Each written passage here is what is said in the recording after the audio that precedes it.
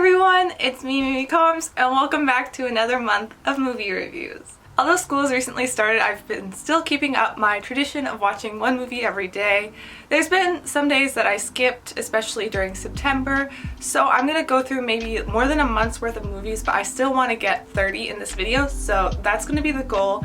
If you haven't seen any of my other videos, I highly recommend you watch the first and second one in no particular order. They're all kind of the same. They're just random movie reviews of movies that I watched on Netflix, Hulu, Prime, and whatever streaming services there are in the world. But if you're not familiar with how I do things, I will always have the streaming services you can watch the movie on in the corner of the screen, as well as a picture of the movie poster, and I'll just give you some of my quick thoughts about it. Without further ado, let's get started on another month of movie reviews. The first movie I watched is Stella's Last Weekend. It's a story about a dog who's dying and two brothers, and I think it was actually pretty interesting, although it's not like a great movie. So unless you're looking for like an indie, then I would suggest maybe another one, but this one is just kind of fun, you know, like if you're looking for a movie, this one is something you could watch. The One and Only Ivan is a Disney Plus original. For a kids movie, I think it was pretty good, and I was actually pretty impressed. It seems like kind of like the quality they might have in a movie theater, so I would recommend you watch this one if you have Disney Plus, especially if you have kids. It's about a gorilla in a circus, and it's based on a true story. Next up, I watched Roma, which I was a little bit late to because, you know, it was like an Oscar movie a couple years ago, but I thought it was actually pretty good. It's kind of difficult to follow at times, but I think if you're like kind of like a movie fan, it's worth watching. If not, it might not be the most exciting movie, and it might require some Googling afterwards.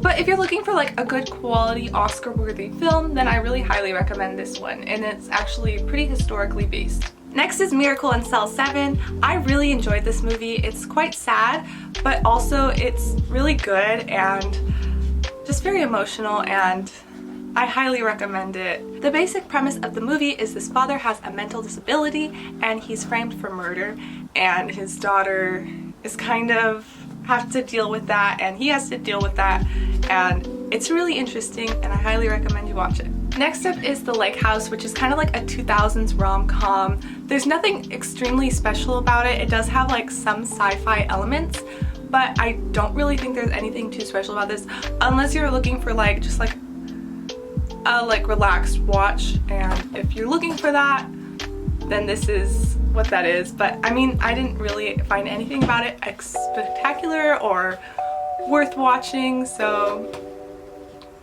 Next up, I watched Scott Pilgrim vs. the World, which is possibly one of the weirdest movies I've seen, but I mean, I think it has a niche audience, and if you're in that audience, then this movie's for you. But personally, I'm not exactly. It's kind of like a video game action romance comedy drama. I feel like it's kind of a movie for the nerds, but you know, that's just my opinion. If you're a fan of this movie, don't at me, that's just my thoughts. Next up, I watched This Is the Year, which was directed by David Henry. It's not on streaming services for now. I don't know when it will be released, but I saw it as a premiere. It's a rom-com, high school romance, feel-good, coming-of-age story, and also has some road trip elements. And I mean, road trip movies are fun in the first place, and I think this one was good. It was just kind of like upbeat and fun to watch. Hi, so while editing, I actually realized that I skipped over a movie, and that is A Date for Mad Mary. This is a drama indie romance, and I think it's good, and I think it was an okay movie. I just wanted to make sure that I put it in here and didn't skip over it completely. So that's this one. The next movie I watched was Trolls World Tour, which I wasn't a huge fan of the first one. I think the animation's like really unique and cool and like fun and colorful, and there's a lot of music in it, so if you have like a kid or a family, this would be a good one. I think everyone can like basically enjoy it, but you know, there's just a lot of music and dancing, so the plot kind of suffers, but you know, that's just what you can kind of expect from this kind of movie. But I think it was good. It was fun. Next up, I watched Mulan, the live action version, and I'm glad I did, and I'm like glad I watched it because I thought it was fairly good, and It was nice to see a live action adaptation. It is not an adaptation of like the Mulan animated movie, more just like of the Mulan story. So separating that was really important, but I've seen a lot of very negative reviews because of it, and also just because it's not amazing, and this movie had such a high budget and all the shots are really cool, but like I don't think it was worth the high budget that it had. But like in general, it's not terrible, and by the time it comes out for free on Disney Plus, I think everyone with Disney Plus should watch it. I think that it's good enough to watch. It's a good use of time. It's just maybe not a good use of like money, if that makes sense. The next movie I watched was Sword Art Online Ordinal Scale, and this is kind of like a follow-up to the Sword Art Online anime series. I watched it after finishing the second season, which I think is when it comes chronologically. Basically, it's about an augmented reality video game, and you get all the characters from the original series in a new adventure, and it's kind of like a standalone and doesn't have much impact on the original plot, so you can watch it without watching the original, but I don't think you would have as much enjoyment of it. Personally, I thought it was okay, and I didn't absolutely love it, but I also thought the original series was okay, so if you're a fan of the original series, I highly recommend that you watch this movie because it's just like a good addition to it. The next movie I watched was Mulan again. It was okay again. Maybe not the most exciting movie to rewatch, but I thought it was okay. Moving on. Next up is Ride Like a Girl. It's based on a true story about a female horse racer, and I think if you're interested in horse racing or based on true story movies, then this is a good one for you. If you're not really into that, I would not highly endorse this movie. However, I think compared to other like based on true story movies, this one is actually fairly good. Next up, I watched Frances Ha, a Greta Gerwig movie. It is in black and white, so if that's not your thing, like, then this movie's probably not for you. Also, it takes place kind of in modern day, so it's weird that it's in black and white. If you're a fan of indie or like drama with like characters, then I highly recommend this one because it's got like some interesting like character development and like indie film-esque like tones. But if you're not into that, I would not recommend because it's not as exciting as other like kind of just more general blockbuster movies, but that's kind of based on your preference. It's about a woman living in New York City, and she's struggling with like money, her job, and just like all this stuff, and you kind of get to see her go through that. So if that sounds interesting, this is Frances Ha. Next up, I watched Leave No Trace, and I highly recommend this movie. It's about a father and daughter who live in a national park in Washington, and just them coming to terms with how their situation is very temporary and just coming to go into the real world and everything and just adapting to a new way of life. This one was really good. I think the acting was great and just the storyline was very unique, so I highly recommend it. It's not also just an indie or like just something for serious people who want to watch a movie. It's really just interesting for all audiences, and I would highly recommend it. So next up is The Aeronauts, which is partially inspired by a true story, and I think this one was just really new and interesting because it is about people who went on hot air balloons, and that's something I never really knew about beforehand. It's not actually a hot air balloon, but that's just what I'm calling it. But I thought this movie was really cool and just a new perspective. I never really thought about it before, and I'm glad I watched it because it has some good character in it as well. It's not just based on the hot air balloon, but you know, if that doesn't sound interesting at all to you, then like you're free to pass this one up, but I think it's like a quality movie. Next up is like the only documentary I've seen so far, and that is The Social Dilemma. This one, it's kind of concerning if you use social media a lot, but it's basically about how social media companies and how dependence on technology kind of like impacts you, and like its problems with like social media. It's definitely educational and a lot of information, but I think it's very important, especially like with how everyone uses technology now, that we watch this movie. Also, it's a required watch in one of my classes, so I mean, I'm one step ahead of the game.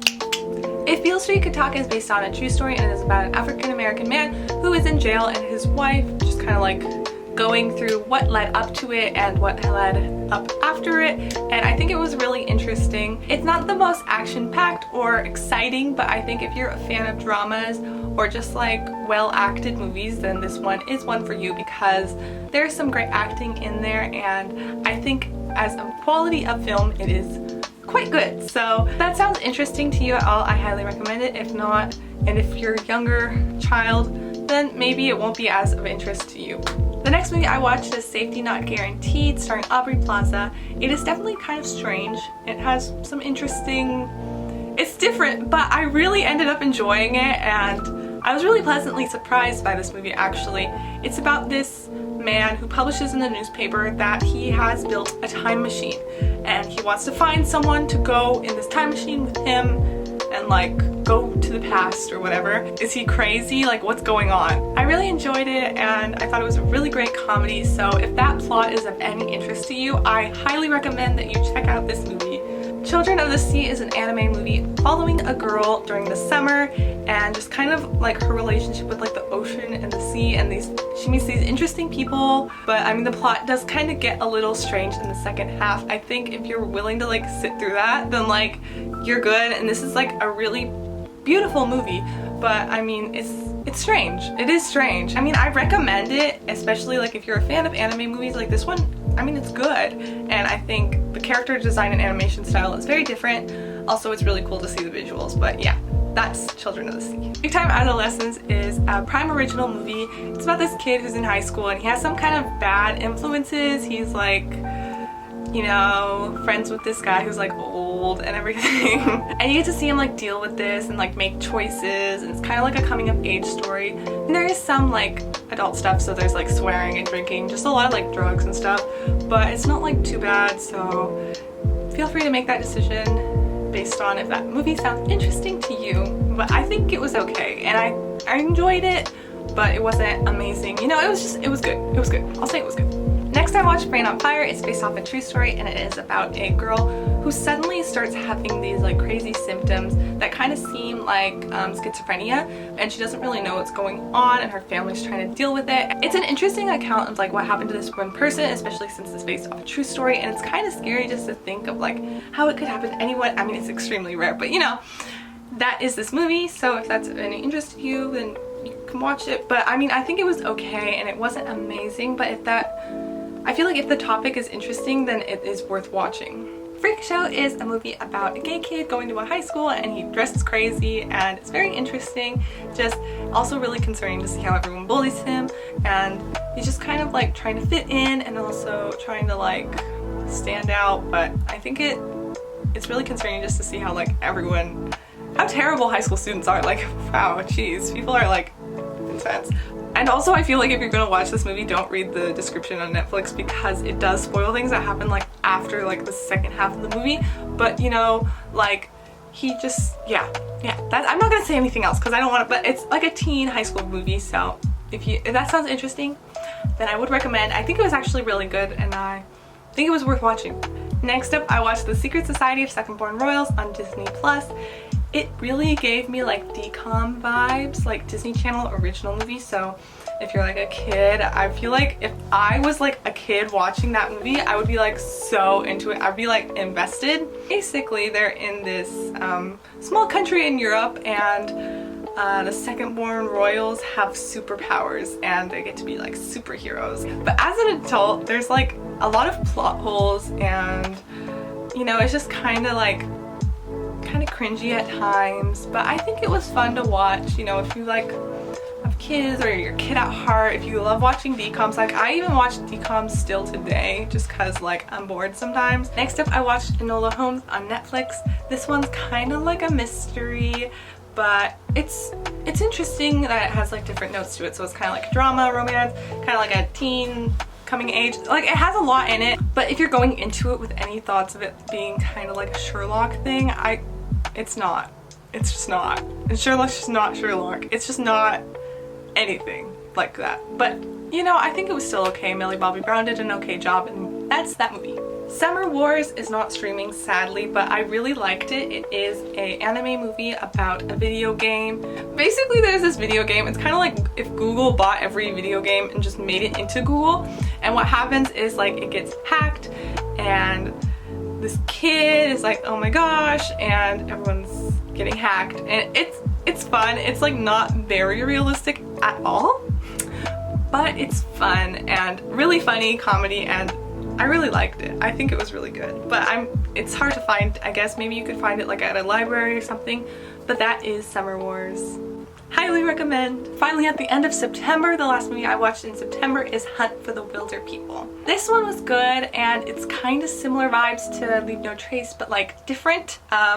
It's about a kid who is a foster in this family, and they kind of live in like the forest, or like off to the side of the forest, and like stuff goes down. I don't want to give too much away, but that's the idea of it, and I think it was pretty good, and it's pretty funny. The main characters, it has like some good banter in there and everything. Plus it's like rated PG-13, I'm pretty sure, so it's fine for families and stuff, and so I would recommend this one. The next movie I watched is Lou Over the Wall. It is about a band and this mermaid, and it has some like interesting like implications towards like society and stuff, but I mean, it's kind of strange. I really enjoyed it. I think all audiences could enjoy it, especially if you're a fan of anime movies. I think that this one is less realistic, but it's still like just fun, and it's also like less weird than other movies where they get like really crazy. This one's just kind of like overall interesting, and I think the animation style also is different than like general animation style for anime. So if that sounds interesting to you, then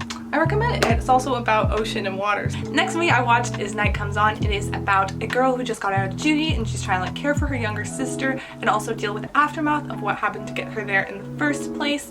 And I think this one's really good. It is a drama indie, and it's focused on character, so if that's interesting to you.